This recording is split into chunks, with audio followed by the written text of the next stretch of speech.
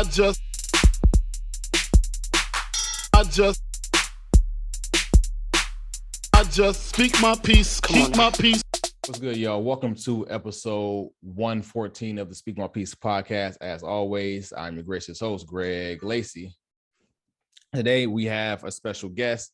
You all know when I have guests, I try my best not to introduce them. I want to put them on the spot and let them introduce themselves because people don't give themselves a flower enough. So we have Matthew Kincaid. Matthew, you want to say what's up to the people? How you doing? I'm super happy to be here. My name is Matthew Kincaid. I'm the founder and CEO of Overcoming Racism. We are an anti-racism organization that is focused on supporting institutions, especially schools, envision and actualize anti-racist change. Thank you for that. So I'm going to start off with an icebreaker. Cool. This one is a common one. If you're stranded on an island, if you're stranded on an island for a month, what tangible item will help you get through that month without going crazy? Okay, what tangible item will help me get through the month? So I'm assuming like I don't need like something that's survival based, like my basic needs are met, but something that I enjoy.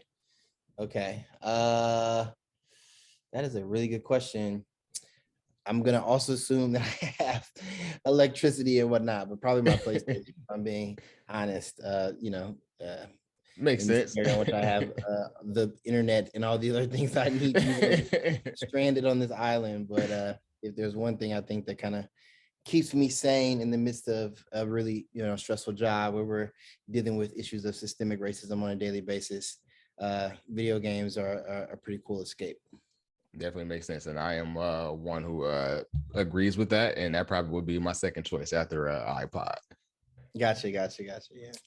So with this week, as we get into the episode, with this week being Teachers Appreciation Week, I know you are a former educator, former administrator as well. I wanted to ask you, what has that transition been like from you going from being in an educational field to you now running and owning the business and being a CEO and CCO?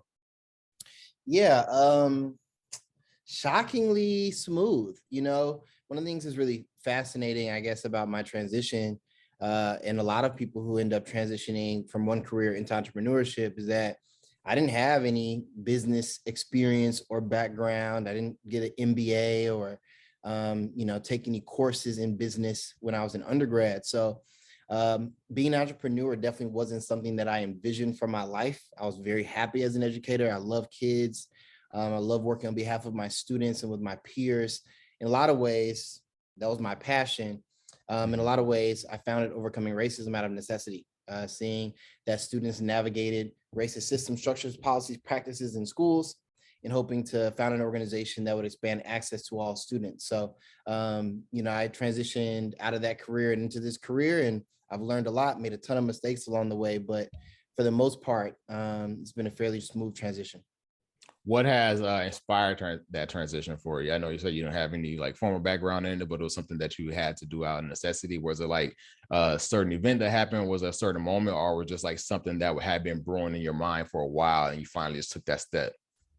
Yeah, I mean, it's just from working and existing inside the education system. I worked in New Orleans, spent most of my time in Holly Grove. Most people only know about Holly Grove because if you're outside of the city, because that's where Lil Wayne is from. But my school is 99% African-American. Over 90% of my students lived under the poverty line. And so if you talk about like an underrepresented community or a targeted community, then we were smack dab in the middle of that. And what I recognized was that my kids were outstanding. I mean, they were thoughtful, they were curious, they had multiple types of brilliance and different skills that they brought into the classroom before we even began providing our perspective in terms of educating them. But they faced significant obstacles both outside of school and inside of school.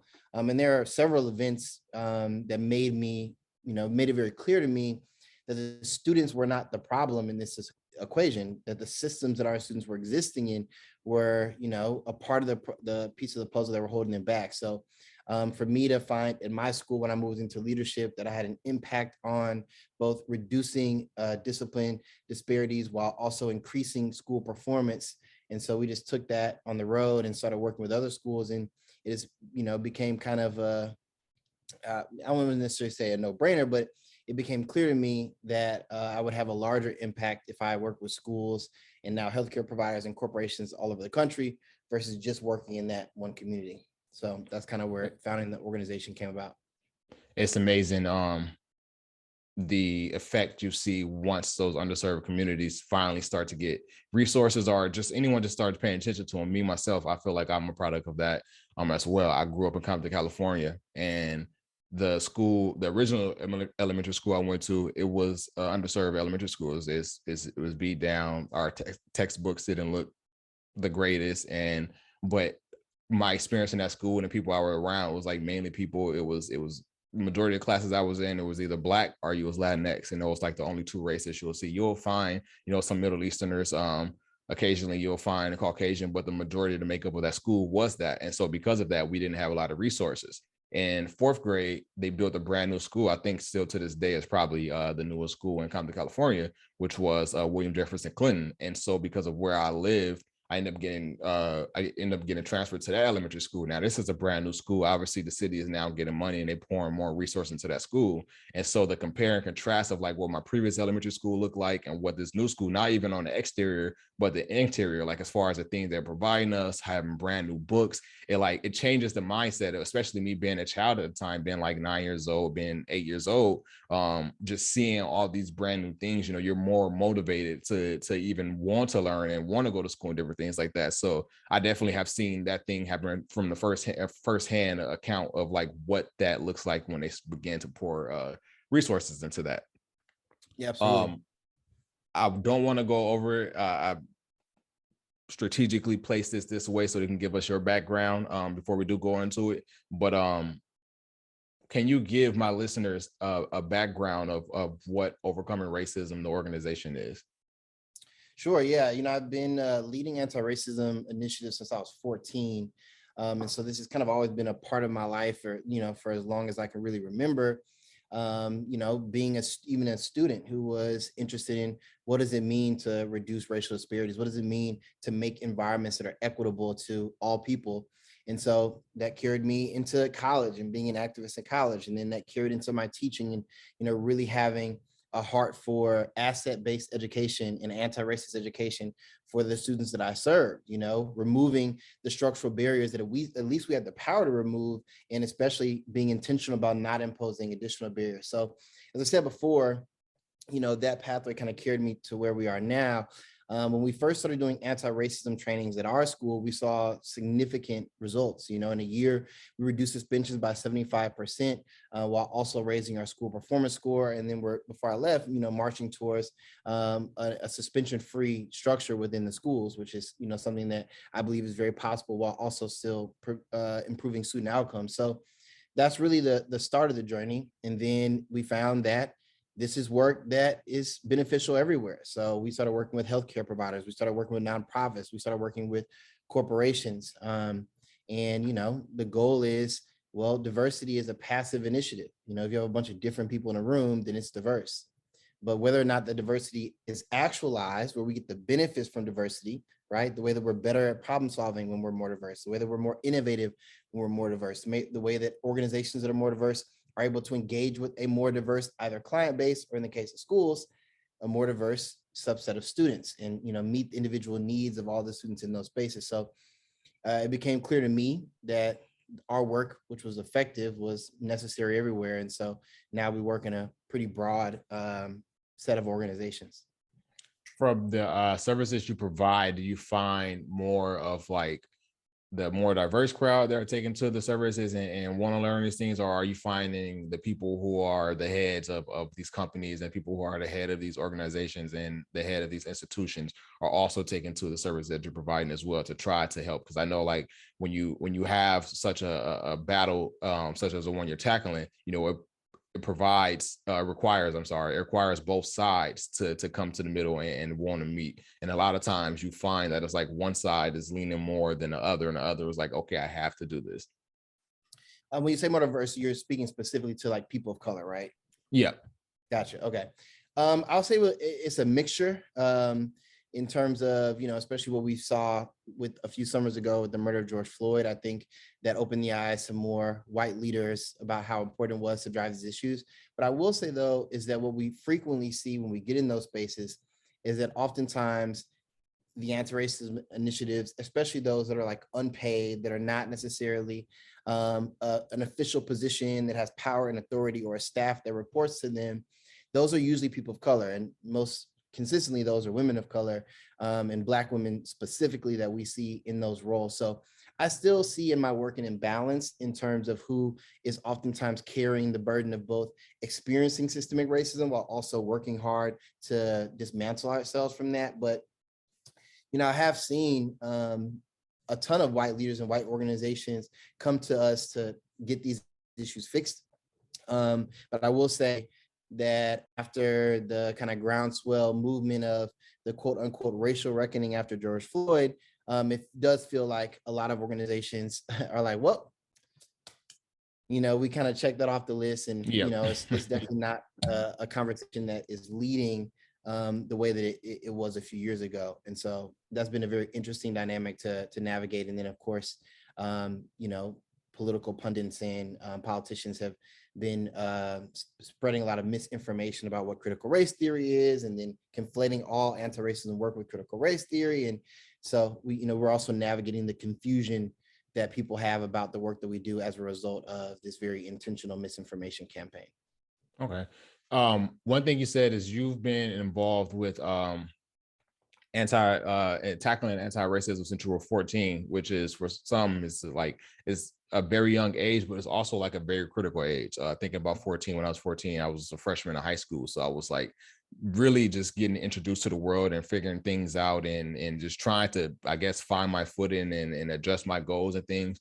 What was it for you at that young age to feel like this was something that you wanted to tackle? Just from my listeners, I know that, a lot of us, even as adults, we see something and we want to implement change for some things, or we want to get on the ground level and implement that change, or and get down in the mud and try to do things. But it may be, we may not have the correct, or we may not just have the ambition to actually go out and do it. It may just be something that lives in our mind, and it's kind of hard to get that thought out of our mind. So what was it for you around that age that was like, okay, this is something that I need to get out there and just do for myself, and then see what changes I can help down the line? Yeah, it's a really great question. I think we do a really bad job in schools of talking about how important youth leadership, youth activism is and has been to pretty much every social change movement that has ever had any modicum of success in this country. So, a lot of times people think, oh, well, I'm not either old enough, or I'm not ready, or I haven't done enough things to be qualified to lead, or to be qualified to lend my perspective or my experience in this space. And the reality is that young people have been at the forefront of pretty much every critical social justice movement that has, existed in this country, even though those young people have oftentimes been like pushed to the side, or whatever the case may be. So my answer to your question would be mentorship. Having adults that believed in me, having adults that put me in positions to lead, regardless of my age. They looked at the aptitude that I had for this work rather than the experience that I had. So I always shout out my mentor, who, first kind of led me to this space, Sharice Jackson, who is now an abortion advocate as well, has been doing that for many years. So, she took me under her wings. There was a youth leadership program called Anytown that I attended, where we learned about racism, sexism, classism, heteronormativity, the list goes on. And, I started to lead and teach in that organization, and continue to do that all through high school, all through college. And, when I got to be a teacher, I brought a lot of that skill set with me. As the saying goes, each one teach one. I know you spoke about critical race theory. I'm gonna be honest. I've been seeing this subject being touched upon a lot for the past couple months. I haven't too much read into it. On the surface, I understand what it is. I understand what the fight is. I understand what the fight. I don't understand what the fight against it is, but I've seen the fights against it. For you, what is the importance in critical race theory, if there are any importance in critical race theory, I should say? Sure. Let me first define it. It's really frustrating because often, this is true for any initiative to promote any social justice practice, that opponents of that, a very easy way to disrupt social movements is just by injecting chaos and by injecting confusion. In the movements against critical race theory, that is exactly what they're designed to do. And because most people, unless you're like a legal scholar who happened to be at a law school that offered critical race studies and you studied critical race theory, most people had never heard of the term before.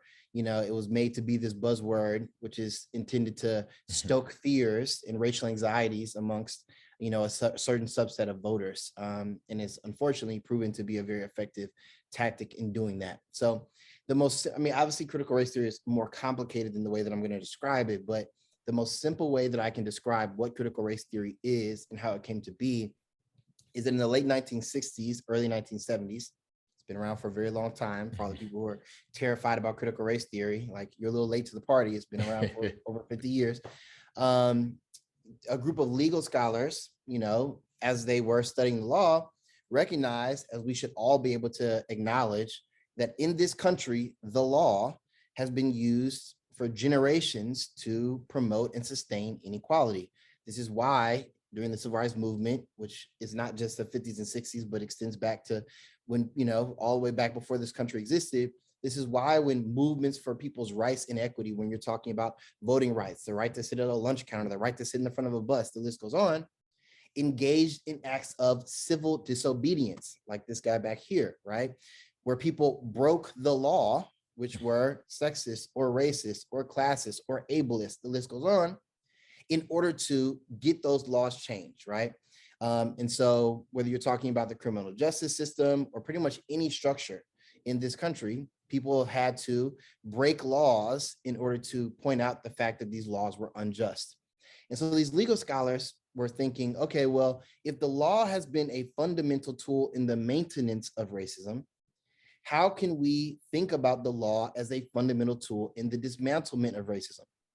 All critical race theory is, like, literally at its core, is a study of how the law and legal studies can be used to undo us from racist policies. It is not some scary thing. It is not anti-white. Quite frankly, I think it's actually supportive of white people in the fact that it elevates the fact that white supremacy hurts everybody, especially white people who are poor, who are oftentimes manipulated as a consequence of this structure, and their rights are abused as a consequence of the maintenance of this structure. And so almost all of the things that, if you turn on Fox News or conservative political pundits are positioning critical race theory as, are just blatant lies. For anyone who's ever studied critical race theory, attended a course, or just listens to the critical race theorists, all of whom are still alive because it's not that old, talk about what it actually is. So in terms of how that impacts education, schools are not teaching critical race theory. I mean, perhaps, altered version that was like appropriate for students, I think would be great, to think about how we can use if we were to extrapolate what it means for law into education, then by definition, critical race theory in education would be thinking about how can we use our education system as a vehicle to undo ourselves or to dismantle racism. That sounds like a pretty positive thing to me. But unfortunately, that's not what's happening. I mean, you went to school in this country. I went to school in this country. I have the privilege to work in schools all over this country. I've not yet walked into a school where a major part of their praxis is critical race theory. So, this is a made up issue. And, I'm very careful about what I say about it, because I don't want to say because critical race theory isn't being taught in school, that it's something negative, that it shouldn't be. And so, it's a challenging thing to both tell the truth about the reality of our education system today, which, is in a lot of ways doing the opposite of working to dismantle systemic racism, while also elevating the fact that critical race theory isn't some evil, malicious, or bad thing, as it is being made out to be. And that's the reason why earlier when I asked you the question, do you feel like you see both sides meeting as far as the services you're providing, as far as taking because of things like this. Like, I feel like this is a pretty simple solve as far as introducing it, or not even introducing it because it's been introduced, but allowing it within the curriculum and then introducing it to these young children and different things like that. But you see the pushback to where people are like spreading these lies, like, no, this would undermine, what's been going on for so long. Like, just because something has been implemented for so long, it doesn't mean that it's correct. Like, we can point at many different things in our lives. We can point out many different things in the education system that just because it has been implemented, just because it has been taught a certain way, that doesn't mean that is the correct way. And I think that when you have certain systems that has been like upheld for so long, when they see certain threats, so it's like, okay, now we want to not even undermine it. Now we want to introduce an actual like practical way to introduce these things, then you'll see the fight against it. So that's why, like I said, I don't understand, or I said I understand the push against it. I had to change my words. Like, no, I don't understand the push against it, because I really don't know why someone would not want to allow this in the curriculum and introduce this to these young kids.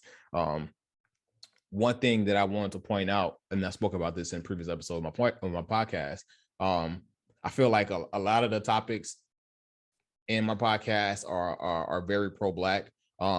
But the main goal of it is just really to share Black experiences. I want to share experiences that I've been through in my life. I want other people to share experiences that they've been through in their life. And I think that with those conversations, it brings more of a humanization, because I feel like we are often dehumanized. And I think that when you have the human aspect and you see someone as a human, it better opens up the conversation, but it also allows more empathy and sympathy in different situations as well. And I think with that, when me catering towards that and speaking about those type of subjects, there are often roadblocks that I face in regards to, like, yes, I'm going to speak about things that are very pro-Black and share Black experiences, and Black people are going to tune in. But I think the people who also need to hear these conversations are people who aren't Black, so that then they can see us more as, when I'm speaking about the dehumanization, they can see us more as human. It's not like a cry out for help, but it's like, I think that is also just like one of the main issues that we face in this country, is that some people just simply don't see people of color, and specifically Black people as human beings. In your line of work, do you feel like you face a roadblock in the sense of like the message that you're trying to put out there, the services that you're providing? The majority of the people who are taken to the services that you're providing are people of color and Black people, or do you feel like it's more widespread and welcome as far as the service you're providing? Yeah, well, a lot of things you said I think are really compelling, and I think that it's really sad that this kind of very targeted, dehumanization campaign has run for so many years in this country to justify extremely racist and backwards policy, whether that be policies around genocide, or policies around medical experimentation, or policies around lynching or enslavement or segregation, or even the policies that we're seeing now where we're banning teaching about race and racism in schools and in businesses and in corporations. I mean, it's literally the type of thing where if you had a dictionary definition of systemic racism, we're seeing policies being passed now, people restricting folks' voting rights access. These are the things, people always say like, oh, if I was around in the 1800s, I would be an abolitionist. Well, like literally Florida just passed a law a month ago that makes it illegal to talk about racism and say that racism is systemic in the state of Florida, in a school or in a diversity training for a corporation. That policy is as racist as the policies that were being passed in the 16, 17, and 1800s. And so this consistent dehumanization of people of color, namely Black and Indigenous people, makes it where when you say something like pro-Black, that a lot of people say, well, that's not for me, or that's not something that I support, or that's not something that I'm interested in. But if we were to actually teach accurate history in the United States, there's nothing that has ever been pro-Black in the history of this country that has not also enfranchised other groups. And I would argue in most cases, enfranchised other groups to even a greater extent than us. When you talk about freed Black people organizing school structures and educating themselves, being a precursor for a widespread public education system that has benefited all Americans. When you talk about Black folks fighting for voting rights and the expansion of voting rights, that is what made this country a democracy, and that has benefited the rights of all Americans. When you talk about Black folks fighting for civil rights more broadly, ending segregation, making folks have access to businesses and institutions. That has also enfranchised folks broadly. Most people don't know that we've had extremely racist immigration policy, especially immigration policy targeted at Asian Americans, that came off the books in 1965 as a result of the Civil Rights Act. Everything that Black people have fought for, because almost every issue that impacts Americans adversely impacts people of color, whether you talk about abortion rights, whether you talk about the pandemic, like you talk about the economic collapse of, 07, 08, whatever the case may be. All of these things hit our community the hardest. And so we're usually the ones who are like out there advocating most frequently for these issues. But what people don't understand, because of that very dehumanization, the programming that people have to not care about or to look away from issues that they perceive as issues that benefit Black folks. What they don't realize is that when we actually move these priorities forward, the priorities that Black folks have been fighting for since before this country was founded, have always enfranchised all Americans. When you read the words of the Declaration of Independence, you read the words of the Constitution, the things that people hold near and dear in this country has never lived up to those lofty ideals. Black freedom movements and freedom movements by Latinx folks and Asian Americans and women, and the list goes on. Those freedom movements have been the things that have inched us closer to this notion of all quote unquote men are created equal. And so, yeah, I mean, I think that when we segment things off to say, well, this is going to benefit this group, this group, a lot of folks are socialized to believe that we exist in a zero-sum game, and that could not be further from the truth. As a consequence of our perpetual division in this country, whether I'm divided against a person who is white, or I'm divided against a person who's in the LGBTQI plus community, or I'm divided against a person who's an immigrant. When we subdivide ourselves in all these different categories, it allows for the maintenance of an economic system in which 99% of the wealth, 99+% of the wealth, is held by a shrinking less than 1% of the population. And then that we call that the best economic system in the world, and that is functioning properly. But we can't focus on that because, we're so subdivided amongst all these subgroups to recognize that a lot of us are losing in this dynamic. And maybe if we actually saw our strivings and our struggles as they are more similar than they are different, we start to recognize that a lot of the things that people of color, namely Black people, have been advocating for centuries have enfranchised all people and would further continue to enfranchise all people if there wasn't so much anti-Blackness in these conversations. Thank you for sharing that, because that definitely, I feel like, segue into a topic that I meant to include that I definitely forgot about. But it's also been a hot topic that's been going around as far as reparations. We've been seeing for time and time again the push against it and the ideas of like this isn't needed. We've been seeing the lobbyists in DC pushing against it as far as like, they don't deserve that.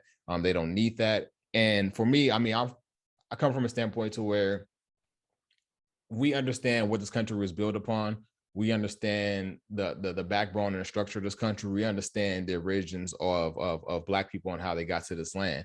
And I feel like definitely there should be some compensation for that, for all the turmoil that we've been through. I mean, we've seen now that the last survivors, or the last descendant of survivors of the Tulsa race riots, they're going to court trying to just fight for the things that they lost in that battle. Do you feel like we have been making progress in the fight and trying to get reparations and different things like that? Or do you feel like it's still a uphill battle that's going to be fought for a very long time?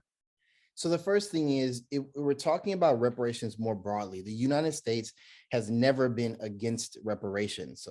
Pretty much every racial group and social group outside of Black people have been paid reparations in one form or another, including people who owned slaves. A lot of folks don't know that once slaves were emancipated, that there were many slave owners who were paid reparations for the loss of their property.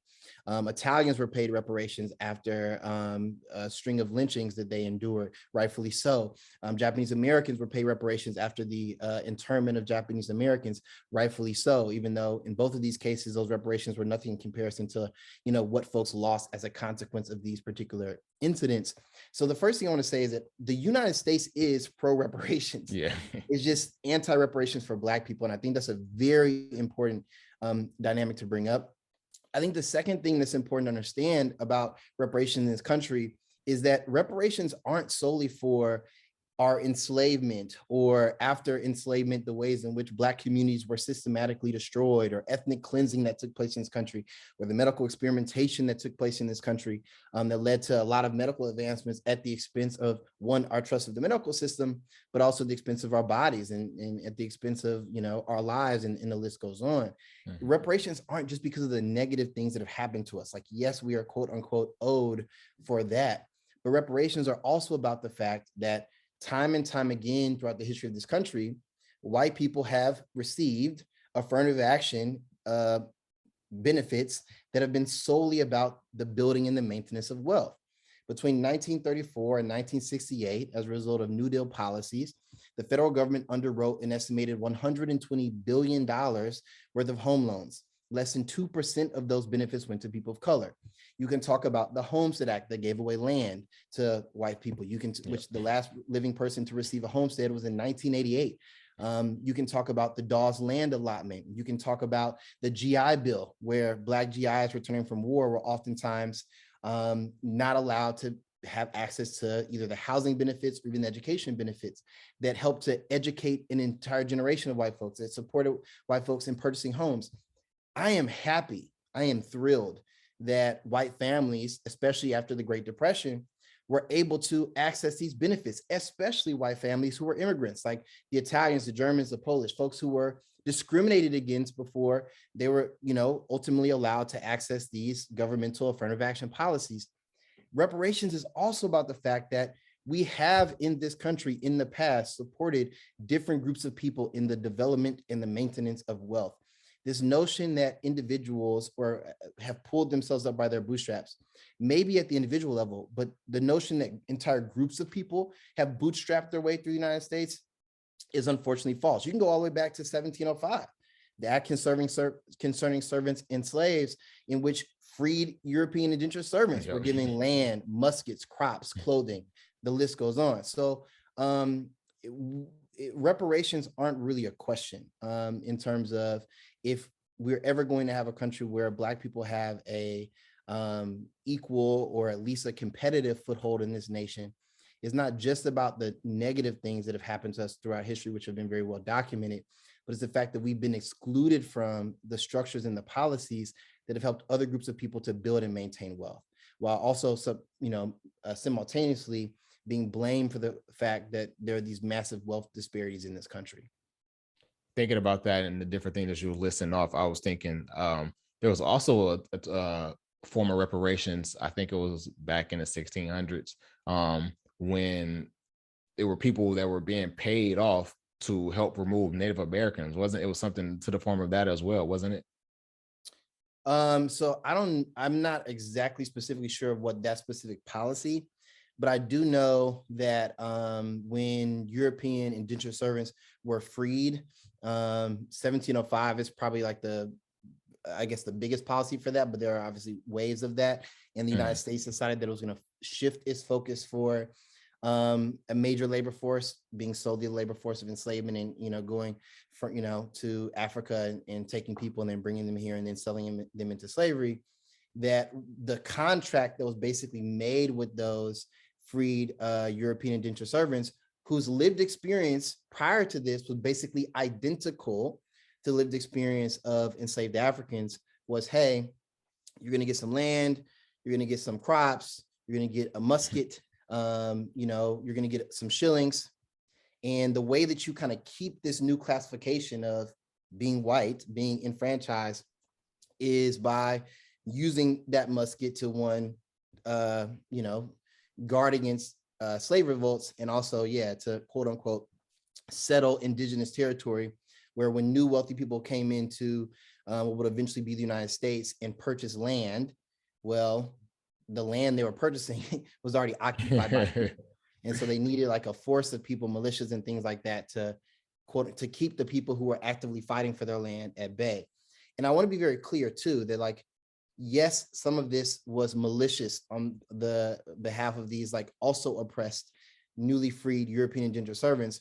But in states like Virginia, these slave patrols were mandatory. And so it's a really good example of how white supremacy wasn't just designed to disenfranchise people of color, but that white people who are poor have also been used consistently as a buffer class, as a group of people that have been used to maintain these structures, even to the detriment of themselves, because those folks had way more in common with the people who were enslaved.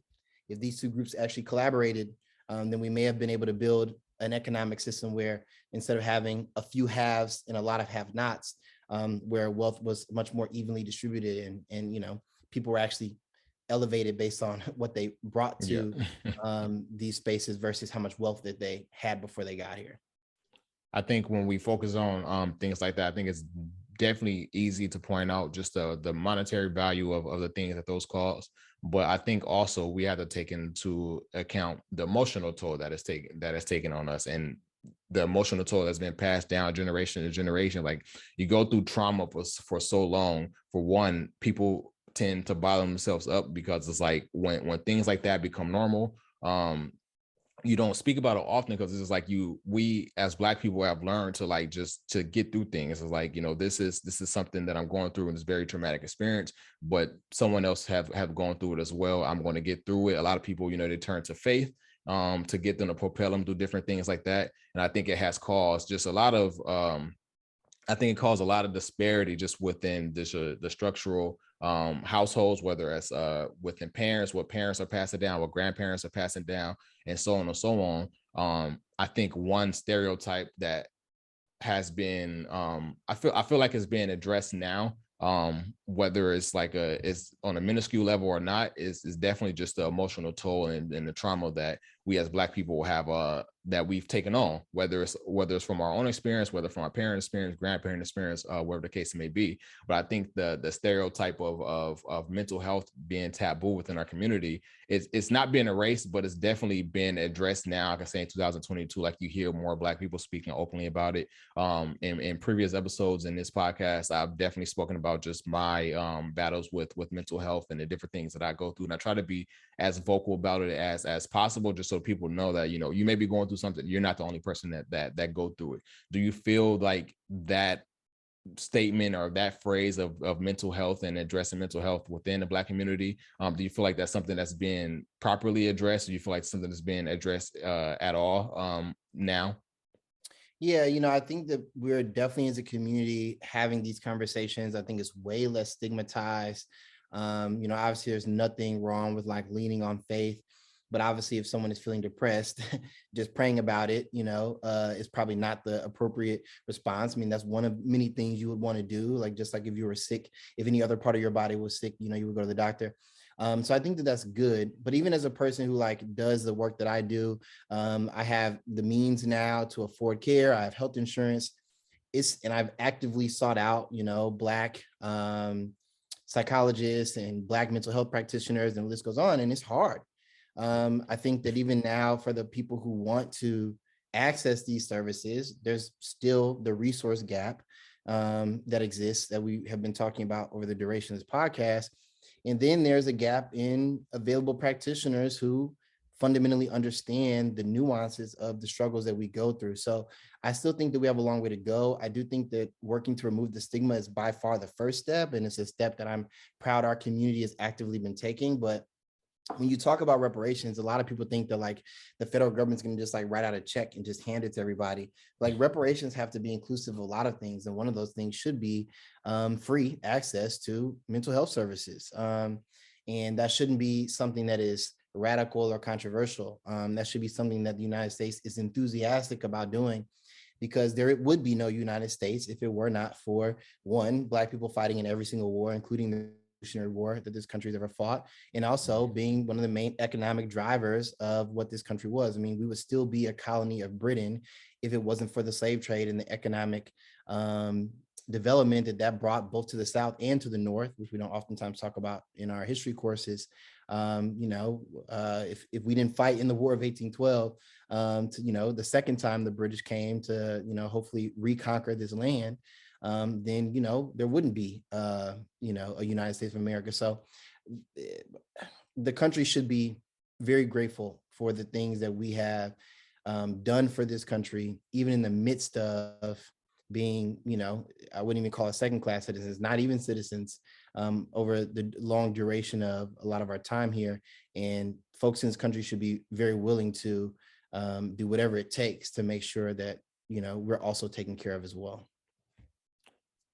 As we come to the conclusion of this episode, Matthew, I want to say thank you again for being a guest on this podcast. Thank you for your knowledge that you are spread with my listeners. I know this is going to be a very informative episode that people are going to probably come back to a lot just to hear different talk points. So I appreciate you for that. As we get out of here, I wanted to give you the floor to shout out anything you may have going on that people can tune into, or shout out to socials or anything like that. Just to give you the floor for the next couple minutes if you need that. Yeah. First thing is just thank you so much for having me on. Thanks so much for being vulnerable and authentic in the way that you discuss these issues. And thank you to everyone who listened. You can follow us on Overcoming Racism on Instagram. Also at Overcoming Racism on Facebook, although our Instagram is a little bit more active right now. And you can also go to our website, www.overcomingracism.com. If you have any questions, or if your organization would like to engage in some anti-racism, both training and support. So yeah, that's that. Thanks again. That's the Speak My Peace podcast for this week. I'm out. All right. Thank you all.